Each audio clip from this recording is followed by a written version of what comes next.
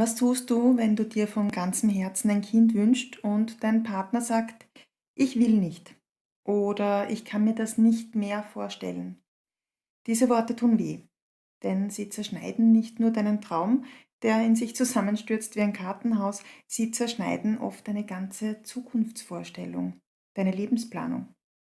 Wenn du über 40 bist und dich in diesem Spannungsfeld wiederfindest, dann lade ich dich herzlich ein, an meinem kostenlosen Online-Training teilzunehmen. Ich zeige dir dort, wie du deinen Kinderwunsch liebevoll erfüllen kannst, auch wenn du gerade nicht weißt, wie es weitergehen soll. Den Link findest du direkt unter diesem Video. Vielleicht kennst du diese Situation. Du spürst den Kinderwunsch sehr, sehr deutlich und der kommt nicht aus deinem Kopf, sondern ganz, ganz tief aus deinem Innersten. Das ist keine weitere fixe Idee, wie du vielleicht schon mal ein paar gehabt hast, sondern ein ganz tiefes, urtümliches Bedürfnis. Und gleichzeitig merkst du, dass dein Partner sich zurückzieht, dass er ausweicht, dass er vielleicht sogar dich oder deine Idee, deinen Wunsch ablehnt. Vielleicht sagt er: „Wir haben doch schon ein Kind“ oder „Ich bin zu alt“ oder „Ich will noch mal leben, nicht noch mal Windeln wechseln“. Oder er sagt gar nichts mehr und du fühlst dich allein, eingesperrt in deinem Wunsch und unverstanden und irgendwie auch ein bisschen verrückt und verraten. Es ist ganz, ganz wichtig, dass du jetzt weißt, dass Männer den Kinderwunsch meistens anders erleben als du. Nicht weniger tief, aber oft später oder nicht so konkret. Wenn du jetzt vielleicht jeden Zyklus spürst mit jeder Faser deines Körpers und mit jeder Faser deiner Seele, du willst ein Kind, dann kann es sein, dass dein Partner sich viel mehr auf Fakten fokussiert oder auf Ängste oder auf ganz reinen Pragmatismus. Vielleicht hat er Angst vor der Verantwortung oder er hat Angst vor dem Verlust der Freiheit oder davor, dass du dich veränderst, dass sich eure Beziehung verändert, wo es doch eigentlich schön ist, so wie es gerade ist. Und vielleicht hat er auch Angst, dass er nicht mehr dazugehört.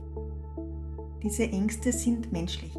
Die sind nicht falsch und die machen ihn auch nicht falsch. Aber sie dürfen nicht darüber entscheiden, ob du deinem Herzen folgst, ob du deinem Herzen folgen darfst oder nicht. Bevor du versuchst, ihn zu überzeugen, bevor du dich selbst unter Druck setzt und auch deinen Partner unter Druck setzt oder vielleicht sogar mit Trennung drohst, dann stell dir bitte jetzt am besten gleich 3 ehrliche Fragen.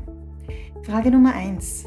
Wäre ich bereit, auf meinen Wunsch zu verzichten, ohne ihm das später vorzuwerfen? Oder würde in mir irgendetwas kaputt gehen? Frage Nummer 2.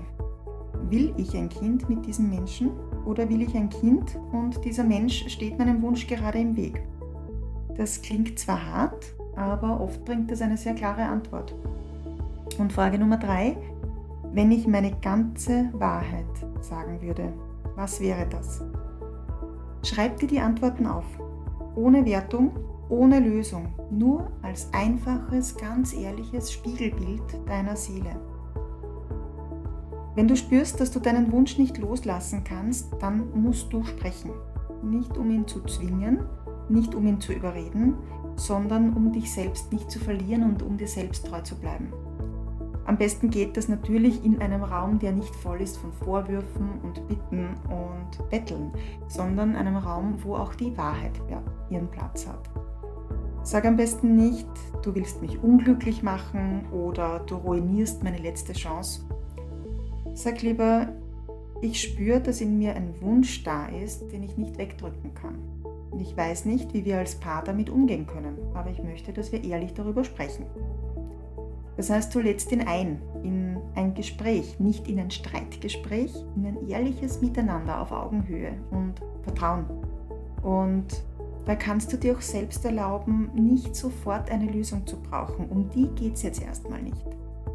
Es geht jetzt als erstes mal um einen Raum, in dem alles gesagt werden darf, ohne Verletzungen und ohne dass jemand beleidigt ist. Was ist aber, wenn du jetzt wirklich alles versucht hast und er sagt klar: „Nein, ich will das nicht. Nicht mit dir, nicht nochmal, nicht mehr“, was auch immer, er sagt einfach nein.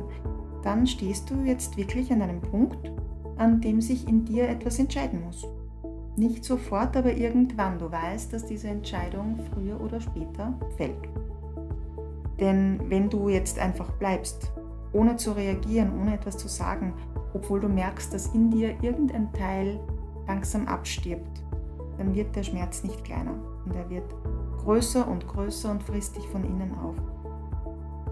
Und wenn du gehst, verlässt du nicht nur einen Menschen, sondern auch einen Traum, den ihr vielleicht mal gemeinsam gehabt habt. Es ist beides schwer und niemand kann dir sagen, was richtig ist. Aber du alleine, du darfst dich fragen, was ist stimmig für mich, was ist stimmig für mein Herz, für meine Zukunft, was möchte ich eigentlich? Und ganz wichtig, du darfst alles fühlen, alles hat seinen Platz und alles hat seine Berechtigung. Du darfst ihn lieben und du darfst auch traurig sein, sollten eure Wege sich trennen. Wenn du dich gerade genau in dieser Zerrissenheit befindest, wo du eigentlich nicht mehr weißt, vor oder zurück oder gelähmt dastehst und gar nichts machst, wenn du jetzt nicht mehr weißt, Beziehung oder Kinderwunsch, Hoffnung, Angst, Sehnsucht, Realität, dann lade ich dich ganz herzlich zu einem Gespräch mit mir ein. Es ist dazu gedacht, um für dich mal Klarheit zu finden und zu schauen, ob ich dich auf deinem Weg begleiten kann, ob das Sinn macht und ob ich dich stärken kann und dir helfen kann, deinen Weg zu finden. Den Link dazu findest du direkt unter diesem Video. Und wenn du dieses Video gebraucht hast, dann lass mir gerne ein Like da. Wenn du magst, schreib mir in die Kommentare, was war der schwierigste Moment deiner Beziehung während des Kinderwunsches. Zum Beispiel, vielleicht hilft ein Kommentar auch einer anderen Frau, die sich gerade alleine fühlt.